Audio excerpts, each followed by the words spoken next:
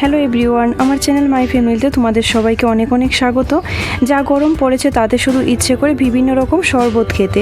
তো আজকে আমি 2 রকম শরবতের রেসিপি শেয়ার করব, যেটা বানানো খুবই সহজ, হাতের কাছে থাকা সামান্য উপকরণে তৈরি করে নেওয়া যায়। তাহলে চলো তৈরি করে নিই আজকের রেসিপি।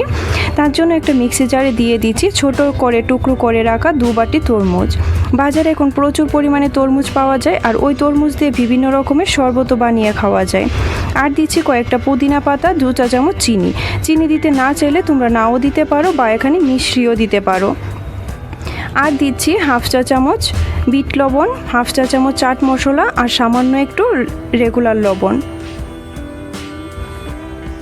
আর দিচ্ছি 4 চা চামচ লেবুর রস।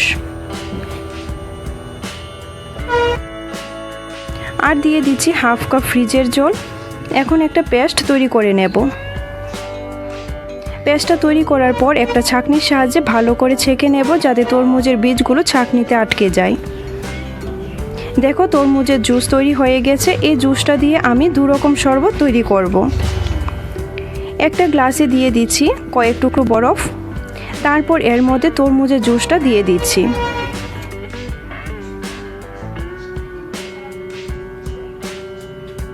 আর কয়েকটা ছোট ছোট টুকরো করে রাখা তরমুজও এর মধ্যে দিয়ে দিচ্ছি, তাতে করে শরবতটা খেতে আরও ভালো হয়। এখন একটা চামচের সাহায্যে সব কিছু ভালো করে মিশিয়ে নেব। আর সুন্দর দেখার জন্য একটা তরমুজের টুকরো আর পুদিনা পাতা দিয়ে সার্ভ করে নেব। তৈরি হয়ে গেল সিম্পল একটা তরমুজের জুস। একবার এইভাবে বানিয়ে দেখো, ভীষণ ভালো হয় খেতে। তাহলে চলো আরেকটা শরবতও তৈরি করে ফেলি। তার জন্য একটা গ্লাসে দিয়ে দিচ্ছি কয়েক টুকরো বরফ আর কয়েকটা কুচি করে রাখা তরমুজ। আর দিচ্ছি আধ ঘন্টা আগে ভিজিয়ে রাখা চিয়া সিড কিন্তু স্বাস্থ্যের পক্ষে খুবই ভালো আর খেতেও ভালো হয়।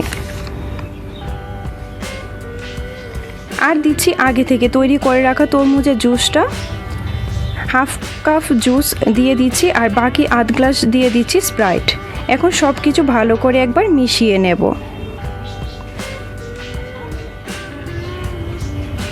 এই জুসটা একবার হলো বানিয়ে খেয়ে দেখো, ভীষণই ভালো হয় খেতে।